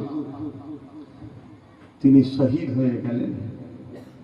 নানা উম্মতকে বাঁচাবার জন্য, নানা দিনকে বাঁচাবার জন্য। কিন্তু এজিদ বাহিনী শহীদ করেছে ঠিকই, কিন্তু বিজয় এজিদ বাহিনীর হয়নি, বিজয় ইমাম হোসাইনেরই হয়েছে। জোরে বলুন সুবহানাল্লাহ। পৃথিবীতে একটা লোকের নাম দেখান এজিদ আছে? কেউ রেখেছে? কেন জানে কেউ যদি এজিদ নাম রাখে পুরো দুনিয়ার লোক বলবে এ হালালি নয়। ওই টানা শুনতে শুনতে শুনতে শুনতে নিচে হয়ে যাবে। কেউ আছে? হয়তো কিছু এজিদের দরদি বেরিয়েছে, কিন্তু সে দরদি ওই দুর্বল মুসলমানদের কাছে গিয়ে দরদি দেখে, আলেমদের কাছে না। কিন্তু হাসান হুসাইন আছে না? আমার ছোট হুজুর পীর কেবলা রহমাতুল্লাহ আলাইহি যে সাহেবজাদে, একজনের নাম হাসান আর একজনের নাম হুসাইন। খাতুনে জান্নাত খবে দেখিয়ে বলেছে তুমি আমাদেরকে বড় ভালোবাসো, তাই বাচ্চাদের নামও রেখেছো, আল্লাহ তোমার উপরে বড় রাজি হোক। জোরে বলুন সুবহানাল্লাহ। আজ এই গ্রামেও হয়তো অনেক হাসান পাওয়া যাবে, হুসাইন পাওয়া যাবে, প্রতিটা জায়গায় পাওয়া যাবে। কেন হাসান হুসাইন আজও জিন্দা। জোরে বলুন সুবহানাল্লাহ। তাই পৃথিবীতে যুগে যুগে কারবালা হবে। কারবালার সূচনা হয়েছে ইমামে হোসাইন পাক থেকে। কারবালার আখরি ময়দান হবে ইমাম মেহেদী আলাইহিস সালামের নেতৃত্বে। আরে বিজয় তো ইমাম হোসাইনের আওলাদ ইমাম মেহেদীর নেতৃত্বেই হবে। জোরে বলুন সুবহানাল্লাহ। আরো জোরে বলুন সুবহানাল্লাহ। কথা শুনছেন তো? কারবালা কি ভাবছে শুধু সেদিন নাকি? হবে, যুগে যুগে হচ্ছে।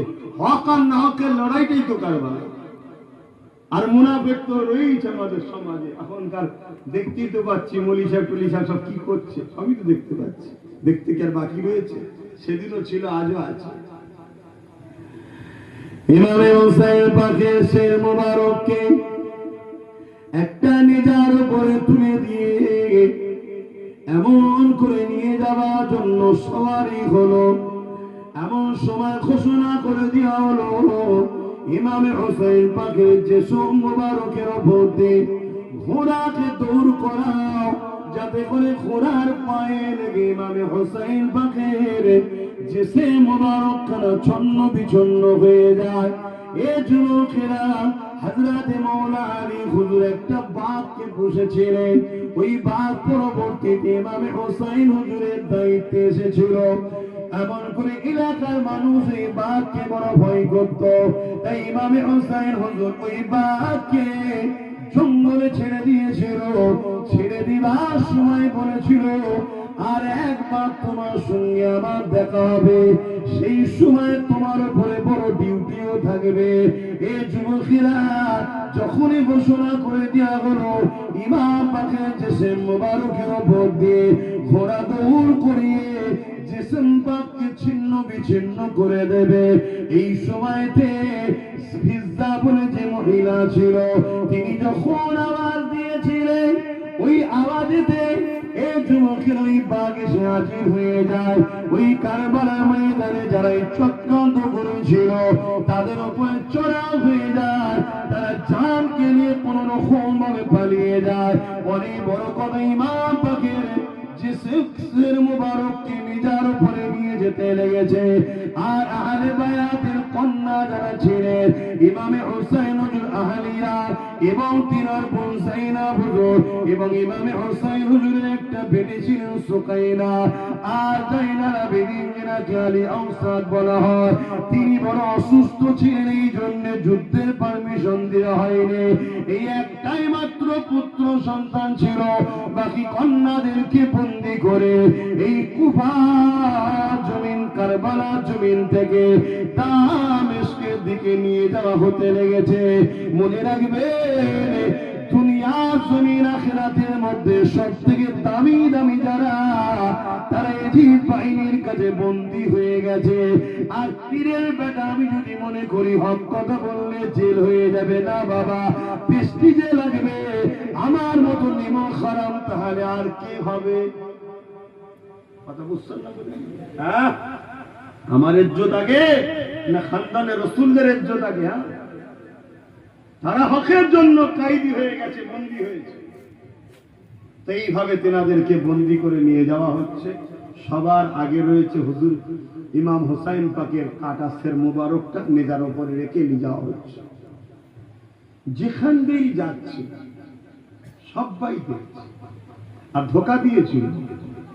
ইমাম হোসাইনের সের মুবারক বলে না, মুসলিম সমাজকে বলেছিল কিছু লোক এজিদের বিরোধী করছে, এজিদকে সাপোর্ট করে না, ভোট দেয়নি, তাই তাদের সঙ্গে লড়াই হয়েছে। ইমাম হোসাইনের কথা বলেন, কথা বুঝে আসছে। যেদিন জানতে পারলো সেদিন কি ঘটনা ঘটেছে ও অস্ত হয়নি। আর এটাও তো আপনাদের জানা দরকার নাকি? এজিদের কি হয়েছিল জানবেন না?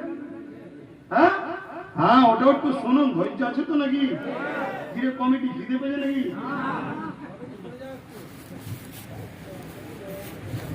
এইভাবে নিয়ে যাওয়া হচ্ছে। অনেক বড় কথা, রাস্তায় অনেক ঘটনা ঘটেছে। আর হুজুর পাক যাচ্ছেন, হুজুর পাকের কাটা সের মোবারক থেকে কোরআন তেলাওয়াত হচ্ছে। জোরে বলুন সুবহানাল্লাহ। ইতিহাস বলছি, গল্প নয়। তারা সর্দাররা একে অপরের কথা লেবে তো কি হয়েছে, এত টাকাও পাবো। শয়তান তো লোভে টাকা টাকা টাকা টাকা করে শয়তান পাগল হয়, জানেন তো নাকি? আজকে কিছু দেখুন না, টাকা টাকা টাকা করে পাগল, খুশি নাই কি হচ্ছে। তো এই সময়ে তাদেরকে থাকতে দিয়েছে। হুজুরের শের মোবারককে বড় আদবের সাথে নিয়েছে। পাশের খাস কামরায় গেছে। ওই ইহুদি খ্রিস্টান ধর্মগুরু পাদ্রী একটা সুন্দর থালের মধ্যে রুমাল বিছান তাতে রেখেছে, রেখে পরিষ্কার করছে আর চোখ দিয়ে পানি ঝরঝর করে বেরোচ্ছে। বলছে, হাই রে উম্মতে মুহাম্মাদি, তোরা তোদের নবীর উম্মতের নামাজটাকে জবাই করলি। মনে মনে বলছি আর কাঁদছে আর পরিষ্কার করছে। গভীর রাত যখন এসে গেছে, হুজুরের এই চেহারা মোবারক থেকে আরো আলো বেরোচ্ছে, যে আলো তার ঘর পুরো আলোকিত হয়ে গেছে এবং গায়েবী আওয়াজ আসতে লেগেছে, তুমি আমার নামাজের উপরে যে ভালোবাসা দেখালে, তুমি কেন ভুল রাস্তায় থাকবে? তুমি কলেমা পড়ে নাও, আমি তোমাকে জান্নাতের রাস্তা দেখাচ্ছি। জোরে বলুন সুবহানাল্লাহ। ইমানের কলেমা পড়ে পাদ্রী মুসলমান হয়ে গেলেন। জোরে বলুন সুবহানাল্লাহ। আমার ইমাম জিন্দা না জিন্দা না? তো ভাইরা আমার, অনেক বড় কথা। এরপরে দামেস্কের বাজারে যখন ঢুকবে, তারা কায়দের সঙ্গে যেমন ব্যবহার করে ভাই আসামি বন্দীদের সাথে, সেই রকম রোদে দাঁড় করিয়ে রেখেছে। তারা গাছতলায় যে আরাম করছে, পানি তারা পান করছে, এনারা পিপাসায় পানি পাচ্ছে না, নানা রকম ভাবে অত্যাচার করেছে। একটা জায়গায় এরকম কাফেলাকে দাঁড় করিয়েছে। দাঁড় করাবার পরে আর প্রচন্ড রৌদ্র, এমনি তো গরম এলাকা, তারা ওই পানি টানি পান করছে, দাঁড়াচ্ছে, রেস্ট নিচ্ছে। ওই সময় হযরত সুকাইনা ওই গরম সহ্য না করতে পেরে, ছোট বাচ্চা, তিনি তখন গিয়ে একটা গাছতলাতে বসেছে। বাচ্চা ঘুমিয়ে পড়েছে। এদের কাজ কাম করতে করতে একটু সন্ধ্যা হয়ে গেছে, সূর্য ডুবে গেছে, অন্ধকার মতো হয়ে গেছে। যেইবারে কাফেলাকে আগাতে গেছে, ইমামে হোসাইন পাকের ওই যে শের মুবারক নেজাই ছিল, ওই শের মুবারকের নেজাটা অটোমেটিক ভাবে জমিনে ঘেরে গেল। ওইটাকে তুলতে আর পারছে না, সবাই মিলে চেষ্টা করছে, তুলতে আর পারছে না। তখন হযরত জাইনাবের কাছে এসে বলতে লেগেছে, দেখো না গো, তোমাদের ভাইয়ের শের মুবারক যেতে চাইছে না। আগে কতগুলো দেখুন নিষ্ঠুর, তারা জানে যে হক জিন্দাই না, কিন্তু লোক কতটা খারাপ জিনিস। তখন হযরত জাইনাব হুজুর বললেন, নিশ্চয়ই আহলে রাসূলের কেউ আটকে গেছে কোন জায়গায়, তাই হুজুর যেতে চাইছেন, একটু কাফেলা গুনে নাও। কাফেলা গুনতে গুনতে দেখতে দেখতে হযরত ইমাম পাকের কলিজার টুকরি হযরত সুকাইনা হুজুরকে পাচ্ছে না। ডাক দিচ্ছে, সুকাইনা সুকাইনা করে ডাক দিচ্ছে, পাচ্ছে না। যাকে আমরা সাকিনা বলে চিনি, যে নামে আমরা পরিচিত, অ্যাকচুয়ালি সুকাইনা। তো হুজুরকে ডাকছেন, কলিজার টুকরির আওয়াজ পাওয়া যাচ্ছে না। চারিদিকে খোঁজ শুরু হয়েছে। ওই সময় হযরত জাইনাব হুজুর একটু আগিয়ে এসে দেখছে, একটা গাছের তলায় একজন বোরখা পরা মহিলা, নেকাব ঢাকা, হযরত সুকাইনাকে কোলে করে নিয়ে বসে হযরত সুকাইনা হুজুরের থেকে শুনছে কারবালায় কি ঘটেছে। হযরত সুকাইনা হুজুর একটার পর একটা বর্ণনা করছে যে কিভাবে আমাদেরকে মেরেছে, কিভাবে আমাদের উপরে জুলুম করেছে। একটার পর একটা বর্ণনা শোনাচ্ছেন। এমন সময় হযরত জাইনাব হুজুর এসে হাজির, সালাম দিয়ে বলছে, কে মা আপনি? ইমামে হোসাইনের কলিজার টুকরিকে আপনি কোলে নিয়ে বসে আছেন, কে আপনি? মুখটা তুলে বলছে, জাইনাব রে, আমি তোর মা ফাতেমা। জোরে বলুন সুবহানাল্লাহ। এই বাচ্চাটা তোরা রেখে চলে যাচ্ছিস ভাই, করুণ দৃশ্য। কি দিন আহলে রাসূলদের উপরে গেছে। আজ আমাদের ছেলেরা গান ফুর্তি আনন্দের মধ্যে আমরা জীবন কাটাই। একবারও ভাবছি না ইসলাম কত কষ্ট করে এলো। আজকে সেই ইসলামকে খতম করে দিবার, মিটিয়ে দিবার হাজারো ষড়যন্ত্র চলছে, আমরা একবারও বুঝছি না। মনে রেখে দিও, ইসলাম মিটবে না, আগামী দিন কেউ মিটাতেও পারবে না, কিন্তু আমাদের গাফলতিতে আমাদেরকে মিটিয়ে দেবে। হযরত সুকাইনা হুজুরকে কোলে নিলেন। হযরতে খাতুনে জান্নাত সালাম তেনাকে সালামুল্লাহ আলাইহি সালাম দিয়ে বিদায় হলেন। আবার রওনা দিল। রাস্তায় অনেক কষ্ট দিয়েছে ভাই, অনেক কষ্ট। ওই যে ফিজ্জা বলে যে মহিলা ছিলেন, উনি একটা সময় যখন বিবাহ হয়ে যায় তখন বলেছিলেন যে হাসান হোসাইন হুজুরকে যে আমার বাড়িতে একবার এসো। ইমামে হোসাইন হুজুর বলেছিলেন, একদিন তোমার বাড়িতে সেদিন কিন্তু তুমি আমায় চিনতে পারবে না, যাবো তোমার বাড়ি চিনতে। আল্লাহ তাদেরকে এত পাওয়ার দিয়েছে, সব তিনারা জানতেন। যখন দামেস্কের শহরে কায়দি ঢুকবে আর চারিদিকে সব ঢোল বাজছে, কিসের ঢোল, কিসের গান বাজনা বাজছে ভাই? এজিদ জিতেছে। তাই আমি তো তাদেরকে দেখে আফসোস করি যে ভাই, মুখে বলো হাই হোসেন হাই হাসান, আর কাজটা এজিদের। ঢোল তাবলা ইতিহাস কি বলেছে? এজিদ বাজিয়েছিল দামেস্কে, ফুর্তি তারা করেছিল। তোমার কাছে যদি একটা খবর আসে যে তোমার আব্বা ইন্তেকাল করেছে, তুমি কি ঢোল তাবলা বাজনা নিয়ে আনন্দ করবে? এটা তো এজিদ করেছিল। তার পুরো কি বলে দামেস্কেতে যখন যায় পুরো হই হই হচ্ছে। কেন? একটাই মেসেজ দিয়েছে, এজিদের বিরুদ্ধে কিছু বাগী ছিল, বিরোধী ছিল, তাদেরকে কতল করা হচ্ছে। আহলে রাসূলদের বলেন। তো ওই সময়তে এইজন কায়দি দাঁড়িয়ে আছে ছাদের উপর থেকে, ওই ফিজ্জা নামে ওই মহিলা, এটা আলাদা, যিনি সেই রোজা রেখেছিলেন, তিনি ওই কায়দিদের ঘরে দেখে তার ঘরের একজন কাজের মানুষকে পাঠিয়েছে, যাও তাদের কি লাগবে দেখো। পানি টানি ইটা সিটা সব দিয়েছে। তখন হযরতে জাইনাব হুজুর ওই ফিজ্জা মহিলাকে ডাক দিয়েছে যে, কি বাবা, কারবালা থেকে দামেস্ক পর্যন্ত এলাম, আমাদের সঙ্গে কেউ ভালো ব্যবহার করলো না, সবাই খারাপ ব্যবহার করেছে, কেউ খোঁজ লাইনি, তুমি আমাদের খোঁজ নিচ্ছ, পানি টানি দিচ্ছ, কি ব্যাপার? তখন বলতে লেগেছে, আমি একটা সময় খাতুনে জান্নাতের ঘরের কাজ করতাম। ওই যে ছোটবেলায় রোজা রেখেছিল বললাম, কাজ করতাম। বিবাহর পরে হুজুর যখন আমাকে বিদায় দিয়েছিলেন মা খাতুনে জান্নাত, তখন আমি দামেস্কে স্বামীর সঙ্গে সেটেলমেন্ট হয়ে গেছি। তখন আমি খাতুনে জান্নাতকে বলেছিলাম যে আমাকে কিছু নসিহত করেন। তখন খাতুনে জান্নাত বলেছিলেন, কোনদিন যদি কায়দি দেখো, বন্দি দেখো, তাদের সঙ্গে ভালো ব্যবহার করো। আমি সেই নসিহতকে পালন করছি। খাতুনে জান্নাত জানতেন আমার খানদান একদিন বন্দি হবে। এই জন্যে আমি আজ আপনাদেরকে এই ব্যবহার করছি। তখন যাই না হুজুর বলছে, মা তুমি যখন এতই কিছু করলে আমাদের জন্য, কি চাও বলো? কিছু তো দোয়া করি, আর অসহায়ের দোয়া কবুল হয়, কিছু তো দোয়া করি। তখন বলল আমার জীবনের একটা বড় শখ আছে, ছোট্ট ছোট্ট শুনেছি ইমাম হাসান ওর নাকি ইন্তেকালে গেলেন, অনেক আগে বলেছিল, কিন্তু হোসাইন আর জাইনাব ছোট ছোট দেখে এসেছি, তাদের দুজনকে যদি একবার দেখতে পেতাম বড় খুশি হতাম। হযরতে জাইনাব হুজুর বলেন, মা যাও, তোমার দোয়া আল্লাহ তো কবুল করেছে। আমি বললাম সেই জাইনাব, আর ওই যে নেজার মাথায় কাটা মাথা চোখা হলো তোমার সেই হোসাইন।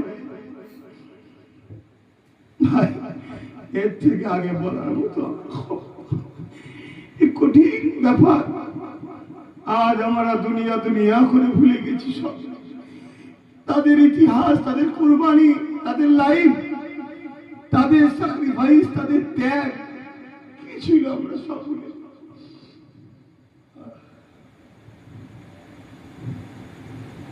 আল্লাহ, এর থেকে বেশি আগে আরো কঠিন ঘটনা ঘটেছে, আরো কঠিন ঘটনা ঘটেছে।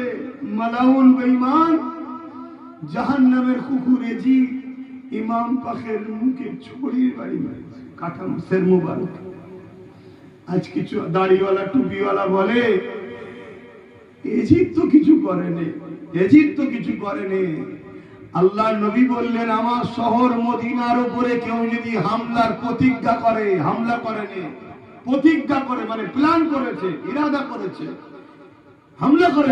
করেছে, ওই অবস্থায় যদি মারা যায়, হামলা করলো না তো, এরপরও নবী বলছে আল্লাহ তাকে জাহান্নামে দিয়ে এইভাবে গলাবে যেমন সীসাকে আগুনে দিয়ে গলায়। আর আমার নবীর একটা কথা পুরো পৃথিবী মিথ্যা করে প্রমাণ করতে পারেনি। ইহুদি বলেন, খ্রিস্টান বলেন, পৃথিবীর যত ধর্ম আছে শিক্ষিত পণ্ডিতরা ইসলামকে নিয়ে, রসুলকে নিয়ে রিসার্চ করছে একটা ভুলবার করার জন্য, আজ পর্যন্ত পারেনি। সেই রাসূল পাক সাল্লাল্লাহু আলাইহি সাল্লাম বলছেন, আমার শহর মদিনার উপরে কেউ যদি হামলার ইরাদা করে, প্ল্যান পরিকল্পনা করে, হামলা করেনি, মারা গেছে, তাহলে হামলা করেন না তো, তারপরেও তাকে আল্লাহ জাহান্নামে দিয়ে এইভাবে গলাবে যেমন সীসা আগুনে দিলে গলে যায়। কেন? মদিনাকে আমি রাসূল ভালোবাসি। তাহলে মদিনাকে যদি ভালোবাসার জন্য আল্লাহ তাকে, তার উপরে যে হামলার ইরাদা করে, আল্লাহ তাকে জাহান্নামে দিয়ে যদি গলায়, আর যে হোসাইনের মুখে ছড়ি মারে সেই এজিদের কি হবে?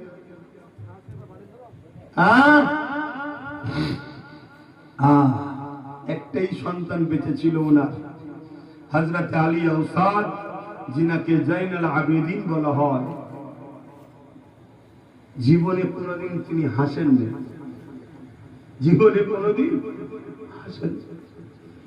তিনি বলছেন, তোমরা যদি কারবালা শুনে কাঁদো, তাহলে আমি জাইনাব তো কারবালা নিজে চলে গেছি। আমার বাবা, আমার ভাই, আমার পরিবার, খানদানে রাসূলকে এই মুনাফিক মুসলমানরা কিভাবে উজাড় করেছে। আজও সেই মুনাফিক মুসলমানরা জালিমদের সাথ দিয়ে আমার দ্বীন ও মুসলমানদেরকে শেষ করার জন্য প্ল্যান করছে। বোঝো, এ আমার জাতি, জাগো।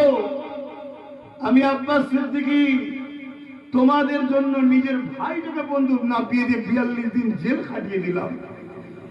কখনো কখনো নিজেকে মনে হয় যে হয়তো ভাববে আমার ভাই জলসাই যাচ্ছে আর করছে, আমার জিন্দগি করো আরামের। তো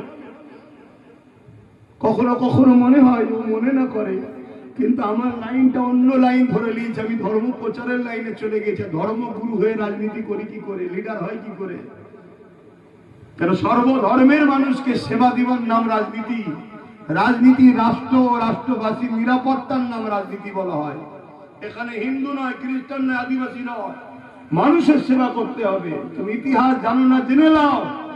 আমার নবী যখন মদিনার রাষ্ট্রপ্রধান তৈরি করলো, মদিনার ইহুদিরা, মদিনার আগুন পূজারী, মূর্তি পূজারীরা আমার রাসূলের কাছে এসেছিল যে আমরা আপনার শাসনে থাকতে চাই, কিন্তু একটা আমাদের কথা আছে, কি? আমাদের মাবুদের উপরে যেন কেউ অত্যাচার না করে। আল্লাহ নবী বলেছিল, খবরদার, কারো ধর্মের উপরে আঘাত দেবে না, কারো মাবুদের উপরে আঘাত দেবে না। এর নাম ইসলাম। কিন্তু আজ আমরা কি দেখছি? আমার মসজিদকে জোর করে ভাঙছে কারা? আজকের জালিম শাসকরা। আর তাদের সঙ্গে আমাদের মুনাফিক মুসলমানরা সাথ দিচ্ছে। ইসলাম কখনো কারোর উপরে জুলুম করে না। একটা নজির দেখাতে পারবেন না। আব্বাস সিদ্দিকীর নাম ইসলাম নয়। আমি ইসলামের একজন ফলোয়ার, মান্যওয়ালা। আমি একজন ছাত্র। ইসলাম কিতাবুল্লাহ ও কালামুল্লাহ, এই দুটো খেলে ইসলাম। আমার নবীকে দেখো, আমার কোরআনকে দেখো, একটা জায়গা বার করে যেখানে মানব বিরোধী, সভ্য বিরোধী, ইনসাফ বিরোধী, ইনসানিয়াত বিরোধী, মনুষ্যত্বের বিরুদ্ধে একটা কোন আয়াত আছে কি? আমার রাসূলের লাইফে দেখাও। পুরো পৃথিবীকে চ্যালেঞ্জ দিচ্ছি আমরা। আজও 1450-1500 বছর ধরে কোরআন চ্যালেঞ্জ দিচ্ছে। হ্যাঁ, কই আমার মধ্যে কোনো ভুল বার করে দেখা, আমার হাবিবের সিরাত লাইফের মধ্যে ভুল বার করে দেখা পারে না। আজকে ইউরোপ দুনিয়া হুড়ো করে ইসলাম কবুল করছে। আগামী 40-45 এর মধ্যে ইউরোপ দুনিয়া ইসলামিক সংখ্যাগুরু হয়ে যাবে, মুসলমান সংখ্যাগুরু হয়ে যাবে। এরা আতঙ্কের মধ্যে মুসলমানকে নির্মূল করে দিচ্ছে। অলরেডি টাইম বার করেছে। আমরা এখনো তো বেহুশ হয়ে বসে আছি।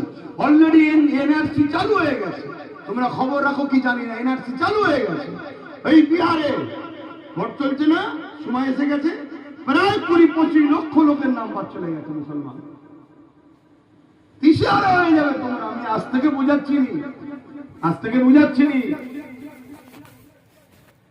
প্রথমে এক চান্সে সবার বাদ দেবে না তো। প্রথমে বাদ দেবে বিরোধী গুলো, তারপরে বাদ দেবে পক্ষে গুলো। সব শেষ। এখনো সময়। আর এই এনআরসির তালিকায় শুধু মুসলমান বাদ পড়ছে তা নয়, এটাও শুনে রাখো, এসসি এসটি, গরিব হিন্দু সমাজের মানুষও বিপদে। এই যে বাংলাদেশ থেকে আসা চিল্লাচ্ছে, কথা বুঝাচ্ছে না, সব বাদ করে যাচ্ছে। খুব সাবধান হও। তো যাক, একটা কথা বলতে গিয়ে বলছি, দেশকে ভালোবাসতে হবে। অধিকার যেতে পারছি না, অনেক বড় কথা। অনেক জুলুম অত্যাচার হয়েছে। ইসলাম আমাদের কাছে তেনারা পৌঁছে দিয়েছে। আমাদের দায়িত্ব, ইসলামের যদি উপকার করতে নাও পারি, ক্ষতি করে ফেলবেন না। মনে থাকবে তো নাকি? একটু হাত তুলে বলুন, মনে থাকবে তো? এটা মনে রাখুন। আলহামদুলিল্লাহ, আপনারা ইসলামে যদি উপকার করতে নাও পারেন, ক্ষতি করবেন না। আর কেউ ক্ষতি করলে তার সাথ দেবেন না, এটা মাথায় রাখুন। আসুন, আর সময় নেই, একটু দাঁড়িয়ে